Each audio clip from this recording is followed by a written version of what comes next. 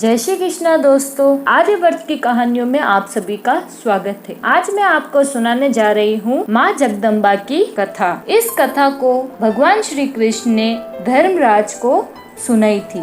इस कथा को सुनने से संतान प्राप्ति होती है। चलिए शुरू करते हैं। बहुत समय पहले कुंडिन नगर में एक धर्मपाल नाम का धनी बनिया रहता था। वह निपुत्र था, इसलिए दंपति बड़े व्याकुल थे। उनके घर में रोज एक जटा रुद्राक्ष माल्याधारी साधु भिक्षा मांगने आता था और अलख नाम से पुकारता था। तब बनियों की स्त्री उसको भिक्षा देने का प्रयत्न करती थी। तब वह उसको निसंतान हो, मुझे तुम्हारी भिक्षा नहीं चाहिए, ऐसा कहकर चला जाता था। बनिया की स्त्री ने यह बात मन को लगा दी। भूख प्यास मिट गई। रात में सोती नहीं थी, कहीं भी मन लगता नहीं था। हिम्मत से उसने यह बात अपने पति को नम्रता से बताई। पति होशियार था, उसने उसके मन की बात पहचान ली। उसको एक युक्ति सूझी। कहा, तुम दरवाजे की आड़ में छिपकर सुवर्ण की मुद्रा भिक्षा में देना। दूसरे दिन वह साधु फिर आया। तब वह दरवाजे के पीछे छिप गई और उस साधु को न दिखते हुए एक सोने की मुद्रा उसकी झोली में डाल दी। वह संतुष्ट हो गया, पर निसंतान की भिक्षा लेने से उसका नियम टूट गया। उसने उसको श्राप दिया कि तुम्हारे बच्चे नहीं होंगे। तब उसने साधु के पैर पकड़ लिए। साधु मन में शांत हो गया। उसने उसको रास्ता बताया और कहा, भाई तुम बहुत होशियार हो,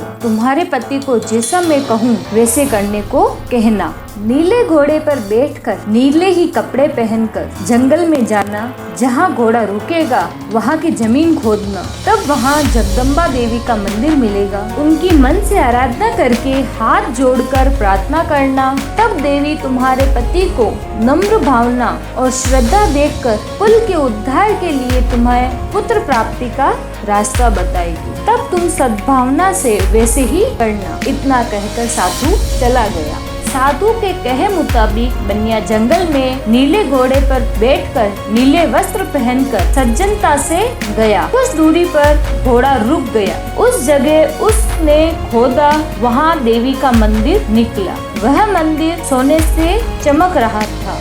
खम्बे हीरो से जड़े थे, मानिक के कलश थे, अंदर देवी की मूर्ति थी। वहाँ उसने देवी के आगे बैठकर मन से पूजा करी। देवी प्रसन्न हो गई। देवी ने उसको वर मांगने को कहा। बनिए ने नम्रता से अपनी दास्तान सुनाई। सभी कुछ है, घर द्वार है, जानवर है, धन है, परंतु कुल का दया जलाने वाले कोई नहीं है। मुझे वही चाहिए, इसलिए मैं दुखी हूँ। देवी ने प्रसन्न होकर उसको कहा, तुम्हारे भाग्य में संतान का सुख नहीं है। मैं प्रसन्न होकर तुम्हें पुत्र देती हूँ। यदि अल्पायु का पुत्र चाहिए तो वह विद्वान होगा, और दीर्घायु का पुत्र चाहिए तो वह जन्म से अंधा रहेगा, और कन्या चाहिए तो वह बाल विधवा रहेगी। इच्छा हो वह मांगना।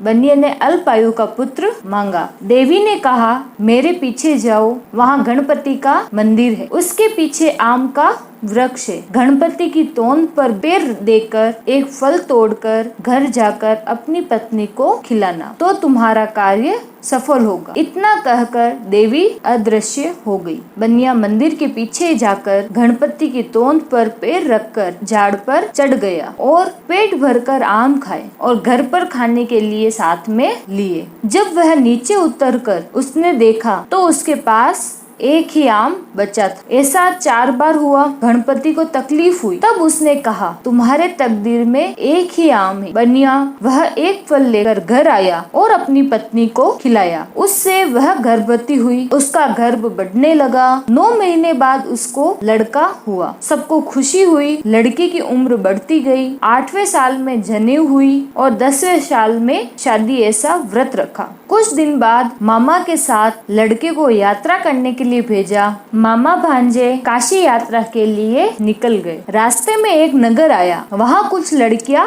खेल रही थी। उसको दूसरी लड़की चिढ़ाने लगी कि रांड दरिद्र है, ऐसे कहने लगी। तब वह लड़की उसको कहने लगी, मेरी माँ मंगला गौरी का व्रत करती है, हमारे कुल में कोई रांड हो ही नहीं सकता, फिर मैं तो उसकी लड़की हूँ। यह बात मामा ने सुनी। उसने सोचा क्यों न अपने भांजे की शादी इस लड़की के साथ की जाए ताकि अपना भांजा दीर्घायु हो जाए। लेकिन यह होगा कैसे? उस दिन मामा ने वही मुकाम किया। दूसरे दिन उस लड़की का विवाह था। विवाह के समय उसका पति बीमार हो गए। उसके माता पिता को चिंता हो गई, आगे कोई भी यात्री मिलेगा तो ठीक होगा। वे समय को देखते हुए धर्मशाला में देखने लगे। उतने में मामा भांजे दिखे। मामा की तरफ से भांजे को ले गए और गाधुलिक वेला के समय शादी हो गई। दोनों को गणेश जी के पास सुलाया। नींद में देवी ने लड़की को दर्शन दिए और कहा, लड़की, तुम्हारे पति को सांप डसने आएगा, उसके पीने के लिए दूध रख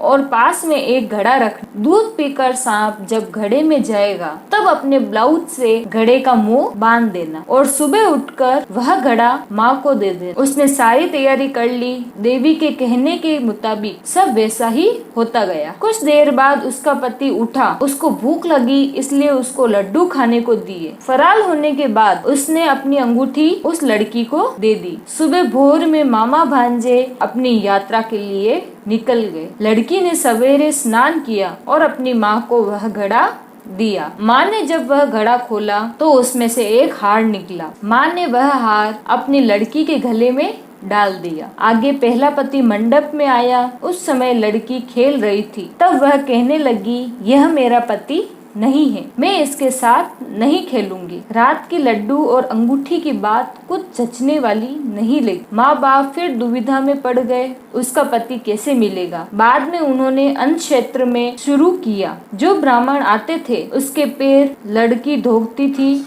माँ पानी डालती थी, भाई चंदन लगाते थे, पिता पान का बीड़ा देते थे। ऐसा क्रम शुरू किया। सैकड़ों लोग खाने लगे। इधर मामा भांजा काशी में गए, वहाँ खूब दान धर्म किया, तीर्थ यात्रा की, ब्राह्मणों का आशीर्वाद लिया। एक दिन भांजे की फिट आई, यमदूत प्राण लेने आए। तब मंगला गौरी आड़े आई। उन दोनों में युद्ध हुआ। यमदूत भाग गए। तब मामा कहने लगा, अच्छा हुआ तुम्हारे ऊपर का संकट टल गया, अब हम घर जाएंगे। और वे वापस घर आने के लिए निकल गए। शादी के गांव में आए, तालाब के किनारे खाना बनाने लगे। तब दासियों ने कहा, यहाँ अन्न क्षेत्र हो रहा है, तुम वहाँ भोजन करने जाओ। उन्होंने कहा, हम पराया अन्न नहीं लेते हैं। दासी ने यजमान के लिए पालकी भेजी। आदर सत्कार से घर आए। पैर धोते समय लड़की के पति को पहचान लिया और पति ने अंगूठी पहचान ली। माँ बाप ने पूछा, आपके पास कुछ निशानी है क्या? तब उसने लड्डू की थाली बताई। सबको बहुत खुशी हुई। भोजन संभारा हुआ। मामा भांजा बहू को लेकर घर आए। सासू ने बहू के पैर पकड़कर कहा कि तुम्हारी वजह से मेरा लड़का जीवित है। तब बहू ने कहा, मैं मंगला गौरी का व्रत करती हूँ, यह सब उसी की कृपा से है। ससुराल और पीहर के लोग ने इस व्रत का उद्यापन किया। मंगला गौरी प्रसन्न हुई। ऐसे ही तुम हम सब पर प्रसन्न हो, अपना सौभाग्य अखंड रहे, इतनी ही देवी से प्रार्थना है। अगर आपको मेरी यह कथा पसंद आई तो इसे लाइक करें और चैनल को सब्सक्राइब करें। धन्यवाद।